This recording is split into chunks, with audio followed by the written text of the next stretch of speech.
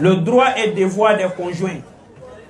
En Bambara, nous avons eu à expliquer,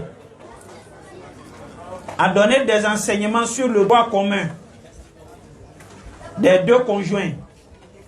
Ici, maintenant, nous allons parler sur le droit de l'homme sur la femme et le droit de la femme sur l'homme. Nous allons commencer par le droit de la femme sur l'homme, parce que généralement, c'est nous qui allons vers les femmes pour les doter, pour demander leur main en mariage. Un compagnon du prophète, 21 jours vers le prophète, lui pose cette question: ô messager d'Allah, quel est le droit de nos femmes sur nous?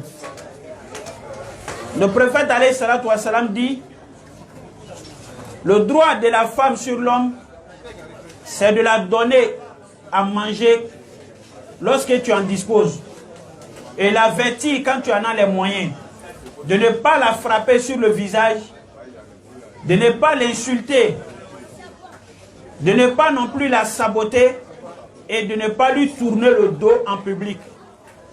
Ça, c'est les différents droits de la femme sur l'homme. Le premier droit, on dit de lui donner à manger. Nous allons demander à notre frère ici, après la célébration du mariage, on ne veut plus le voir au kiosque en train de manger spaghetti ou bien rognon. On souhaite que si c'est le cas, qu'il se fasse accompagner de madame pour aller au kiosque pour aller manger. Et de temps en temps, tu dois prendre madame même aller au restaurant, dans les grands restaurants, l'hôtel d'Ivoire. Oui, pourquoi pas? Il ne faut pas se négliger. C'est un dur, hein? C'est pas n'importe qui. Ça peut aller, non? Inch'Allah. Donc, aller dans les, comment dirais-je, les restaurants de luxe, les restaurants de boss, comme on a l'habitude de le dire, hein, pour aller passer du temps avec madame. Si possible, aller même souvent à la plage.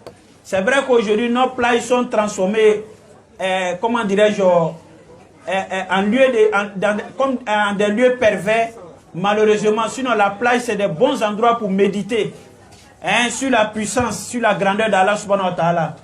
Mais malheureusement, vu que nos jeunes gens ont investi ces lieux-là, et ils vont commettre toutes sortes de bêtises là-bas, ça fait que les imams, les bons musulmans ont du mal à partir. Mais il y a d'autres endroits où on peut aller quand même avec madame pour essayer de changer un peu d'air. C'est très important. Le deuxième droit de madame sur toi, c'est de l'habiller. Ne te contente pas de ce que tu as donné le jour du mariage comme vêtement à madame.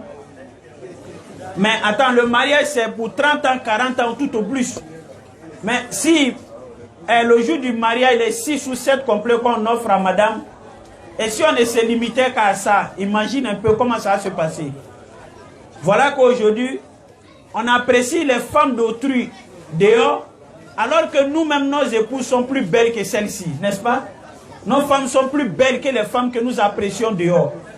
Mais pourquoi ta belle femme là, tu ne peux pas l'entretenir? Même si elle n'est pas belle, quand elle est bien entretenue, automatiquement, chaque fois quand tu la regardes, elle te plaira de plus. Et donc, il faut vêtir madame, il faut l'habiller. Au sens, quand tu vas au marché, que tu vois un bon vêtement, il faut capturer, il faut prendre la photo, et puis automatiquement venir chercher madame. Un bon époux même doit connaître même la mesure même de madame, n'est-ce pas? Voilà, madame chose combien, la mesure de madame, tu dois avoir ça dans ton portable. De sorte que tu peux même voir une femme habillée dehors, tu prends la photo avec sa permission, et puis tu vas remettre au tailleur pour qu'il coule le même modèle pour madame.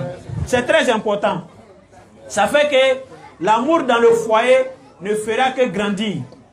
Et ça va faire que l'amour va se consolider dans votre foyer. L'amour reste et puis ça grandit de jour en jour. Parce que c'est le contraire que nous faisons, nous les Africains. Au commencement de nos mariages, c'est plein d'amour, plein de tendresse, hein, plein de bienséance, de bonnes paroles, des paroles douces. Mais au fur et à mesure que le temps passe, on ne fait que se détester. Jusqu'on arrive à un moment, ça dit chacun souhaite le malheur pour son conjoint. Parce que l'amour n'a pas été entretenu. Donc c'est différent, comment dirais les points que nous sommes en train de souligner. Il faut prendre note et puis il faut t'arranger à les mettre en pratique. Je sais que tu connais, mais c'est à titre de rappel que nous revenons dessus. Comme troisième devoir, le prophète dit sallallahu alayhi wa sallam de ne pas frapper madame sur le visage. Hein? Ne pas frapper madame sur le visage. C'est ce visage-là que tu as vu et puis tu es allé la doter, tu es allé demander sa main en mariage. Elle est belle, elle est comme ça, elle est comme ça. Et donc, il peut arriver des fois où on est fâché avec madame. Elle a, comme nos parents le disent, on dit chaque jour, madame pose des actions pour lesquelles on doit même la frapper. Mais le jour où elle pose une action pour laquelle on doit la tuer, c'est celui-là, il faut la frapper. Donc l'islam n'interdit pas de fouetter madame, mais on doit le faire avec, comment dirais-je, modération. Il y a des hommes, quand ils frappent sa femme, quand tu vois la femme, toi-même tu es découragé, wallahi. C'est-à-dire, sa femme est devenue comme son ami garçon. Oh, quand il sort dehors, quand on dit hey, il se met à courir. Quand il y a grève, là, il ne sort pas. Hein. Quand il y a un petit froufrou seulement, non. Tu le vois tout trempé de sueur en train de rejoindre la maison. Mais quand madame, tous même dans la maison, c'est gâté. Tu vois, il commence à se réchauffer. C'est dans ça on sait qu'il a pris boss, il a ceinture noire, il attend. Ça, c'est sur madame. Donc, Oussaz, tu peux de temps en autre, comment dirais, quand tu veux choucoter madame, fouetter madame, on dit de prendre, comment dirais-je, un morceau de pain, le plier en deux, et puis taper madame. Donc, moi-même, je te conseille même de ne même pas la frapper. Parce que vu l'apparence de madame, je sais que c'est une femme qui te rendra heureux à jamais. Voilà, donc ça c'est le troisième droit de madame sur toi, ne pas la frapper sur le visage. Ne pas non plus lui dire que tu es vilaine. C'est pas bon. C'est vraiment gênant pour une femme d'entendre ce genre de paroles. La femme aime toujours qu'on l'apprécie. Tu es bien habillé, tu sens bon, tu as une belle forme. Ah, quelle belle chaussure. Voilà, ce genre de propos-là, les femmes aiment bien ça. Et vous allez voir, il y a des gens, tellement sa femme ne l'entend jamais tenir ce genre de propos, quand elle sort dehors et que tu l'apprécies, elle est dépassée. Hein? Elle est étonnée parce qu'elle ne va jamais entendre son mari lui dire « Chérie, tu es belle, chérie, je t'aime, ah, tu as une belle forme. Hein? » Jamais de la vie. Lui, il est toujours là, il est assis au carrefour, il attend que les erreurs. Voilà ce que tu as dit, voilà ce que tu as fait. Tu n'aurais pas dû faire ci, tu n'aurais pas dû faire ça. Quand on veut vivre avec quelqu'un, il faut se focaliser sur les qualités de la personne. Il faut tourner les yeux de ses erreurs, c'est très important. Chacun de nous a des erreurs. Donc pour qu'on puisse cohabiter dans la paix, dans la tranquillité, il faut apprendre à tourner les yeux, à, comment dirais-je, pardonner. Il faut pardonner à ton conjoint, c'est très important.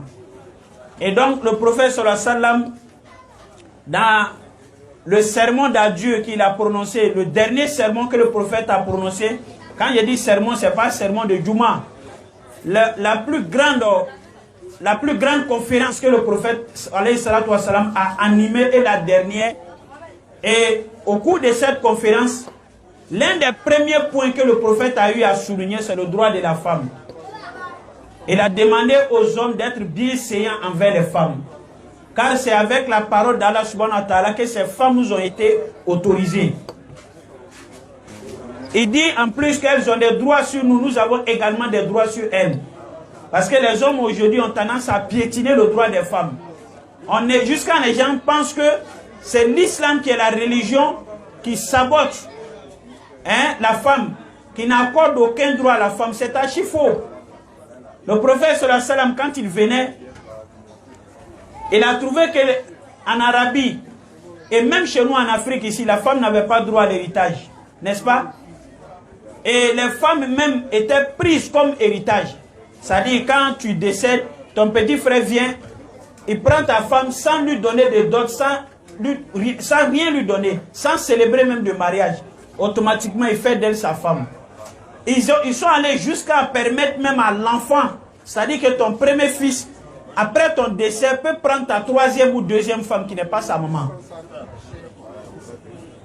Tellement ils n'ont pas accordé de droit à la femme, mais l'islam a banni tout cela. qu'Allah subhanahu wa ta'ala nous facilite la bonne compréhension. Allah dit dans le Saint-Coran, à propos de cela, lorsqu'un sahaba, un compagnon du prophète, voulait prendre la femme de son père en mariage, c'est-à-dire sa marate en mariage après le décès de celui-ci. La femme est venue se plaindre auprès du prophète. Elle dit, mais je le considère comme mon fils. Le compagnon en question dit, mais tu n'es pas ma mère, je peux te prendre en mariage, étant donné que mon père n'est plus. Pendant l'échange, Allah subhanahu wa ta'ala a révélé ce verset-là. Allah subhanahu wa ta'ala dit, Wala tankihu manakaha aba'ukum minan nisa illa ma qad salafa. Ne prenez pas pour épouse les femmes que vos pères auront pris pour épouse. Ne les prenez pas pour épouse. Car Allah subhanahu wa ta'ala nous facilite la bonne compréhension. Et donc je dirais, je termine par dire à Oustaz de respecter madame. Oustaz, il faut respecter madame. Comme tu voudrais qu'elle te respecte. Il faut lui parler la manière que tu veux qu'elle te parle, il faut lui parler comme ça. La manière que tu veux qu'elle te considère, il faut la considérer comme ça. Il faut chaque fois te mettre à sa place.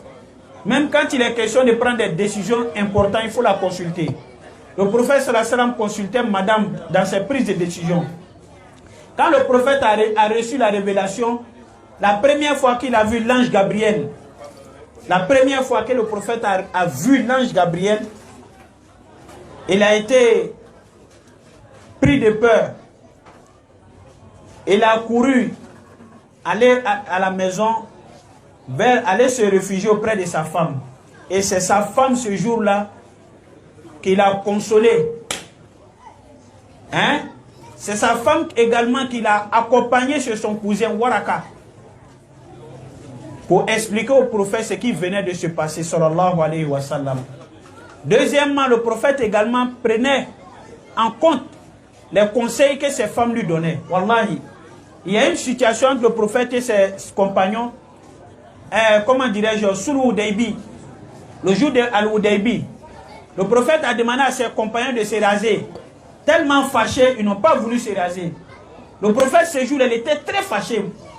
Et comme on sait, la colère d'un prophète contre sa communauté, ce n'est pas bon. Le prophète, ce jour-là, il était en train d'analyser pourquoi ses compagnons ont refusé de l'obéir.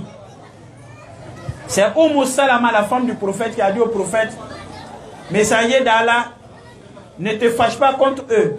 Mais par contre, comme tu leur as demandé de se raser, ils n'ont pas voulu. Toi-même, rase-toi et puis regarde-les. Et chose que le prophète a exécutée. Quand le prophète s'est rasé, tous les compagnons se sont rasés. Pour dire aux hommes que, parce que nous, c'est comme ça, on raisonne. Hein. Les femmes, on ne doit pas tenir en compte leurs propos. Hein? Quand madame te conseille, quand tu prends, dis non, lui là, c'est un homme à femme. Hein. Lui là, il n'a pas de décision, c'est madame qui décide à sa place. Non, tu as le dernier mot. Mais il faut l'écouter, parce que souvent, on ne sait pas d'où vient. Comment dirais-je, madame, je vais terminer sur elle, il ne reste que 10 minutes pour, comment dirais-je, clore mon intervention. Et donc, madame, le droit de monsieur sur vous, c'est de l'obéir. Hein? Il faut l'obéir à tout instant, en toute circonstance, à moins qu'il t'ordonne de désobéir à Allah subhanahu wa ta'ala. Ce qu'il aime entendre, il faut lui dire. Ce qu'il veut que tu portes là, c'est ce qu'il faut porter. Le type de repas qu'il veut, hein, le type de recette qu'il aime, c'est ce qu'il faut préparer à la maison.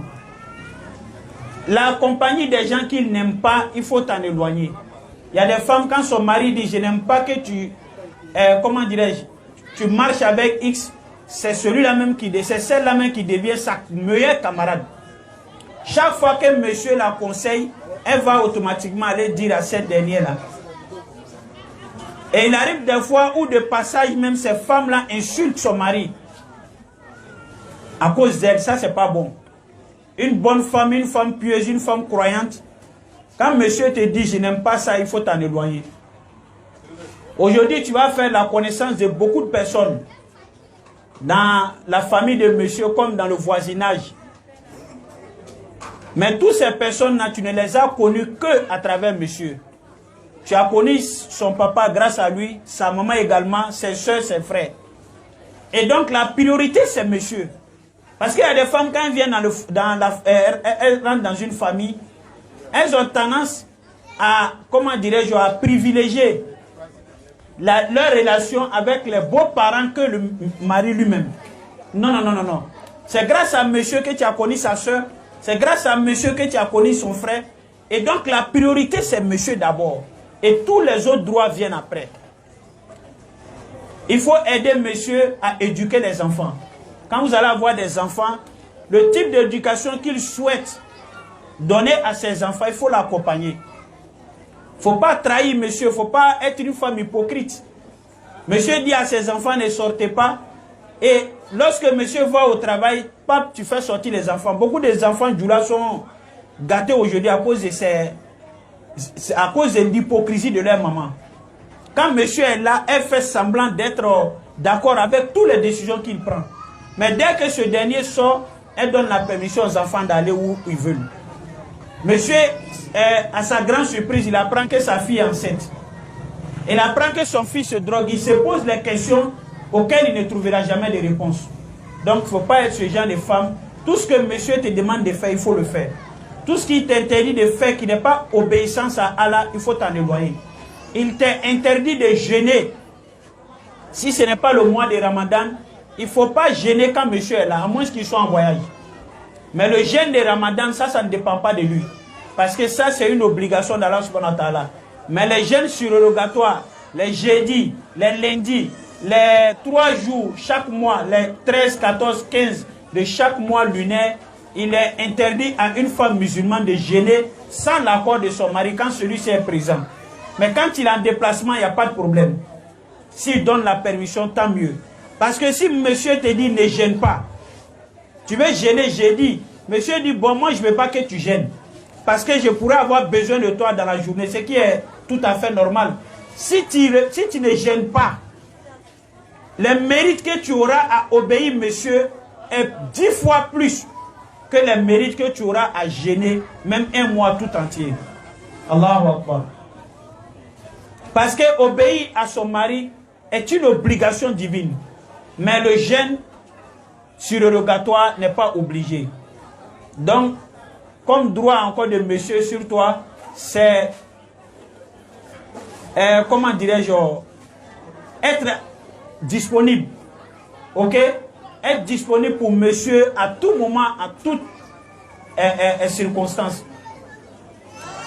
Il y a des femmes, quand monsieur a besoin d'elle, c'est en ce moment-là, elle est malade, elle est fatiguée, elle a une journée chargée, machin. Ça dit, il y a des femmes la nuit, elle est malade. Elle a toutes sortes de problèmes la nuit. Mon dos me fait mal, mes reins me font mal, Hein? Toi-même, tu n'as pas pitié de moi. Regarde comment je suis fatigué. Quand tu me vois là, tu ne te fais pas pitié. Tu veux me tuer. Même matin, 4 h du matin, au marché Gourou. Hein? 4 h du matin, elle est partie. Ça dit, la journée, là, elle devient en forme. Elle a une santé de fer. À partir de 4 h, non, c'est gâté. Mais quand elle rentre le soir, ça dit, elle à la rentrée de la maison, elle change de démarche, elle commence à marcher, elle commence à changer de démarche. Parce que tout ça pour ne pas que monsieur, comment dirais-je, elle puisse satisfaire le devoir, hein, elle puisse satisfaire monsieur, comment dirais-je, à la maison. Et donc ça, c'est un grand défaut. Il faut te rendre belle pour monsieur. Il ne faut pas faire comme nos femmes du là, quand elles vont dans les cérémonies, c'est dans ça, elles se mettent au top. Hein? Ça dit des soirs, quand monsieur me voit madame Sapé, elle lui demande, tu vas où? Parce que lui-même, il sait que ça, c'est pas pour lui. Ça, c'est une grave erreur que nos mamans commettent, wallahi. Quand une femme s'habille, une femme musulmane, quand tu t'habilles, dans l'intention de faire plaisir à monsieur, depuis que tu as commencé à te laver, t'habiller, te parfumer, depuis que tu as formulé l'intention, les anges sont en train de t'écrire les bénédictions. Moi-même, je me demande les femmes pourquoi elles sont focalisées. En mettant Karangero là, on va en mettant Corona Djigi, on va aller lire le Coran, on va faire jeûne, tant. Toi, tu as des petites actions que tu mènes qui ont plus de mérite que les grandes actions sur lesquelles tu es focalisé. Mon mari aime, comment on appelle ça, foutou. Aujourd'hui, là, je vais piler foutou pour lui. Je vais lui faire cette surprise là. J'ai tel habit, c'est ce que mon mari aime que je porte. Je vais m'habiller comme ça pour que quand il vient me trouver, il soit content de moi. Alhamdulillah. Les petits noms de caresses. Hein? Faut pas rester sur un seul nom. Hein? Par exemple, tu appelles monsieur, comment dirais-je, son nom c'est quoi? Taslim, ce qui est un joli nom. Taslim, c'est bon. Mais faut pas te limiter à Taslim seulement. Chouchou, bébé, pouchou, mon cœur, mon âme, tout, il est tout. Souvent, même quand c'est gâté, il faut dire mon foie, tout passe. Alors, subhanahu wa ta'ala nous facilite les sincères. Et qu'Allah nous donne beaucoup d'occasions de ce genre-là. Voilà, je tiens vraiment à vous remercier parce que leur façon de se comporter dans le couple.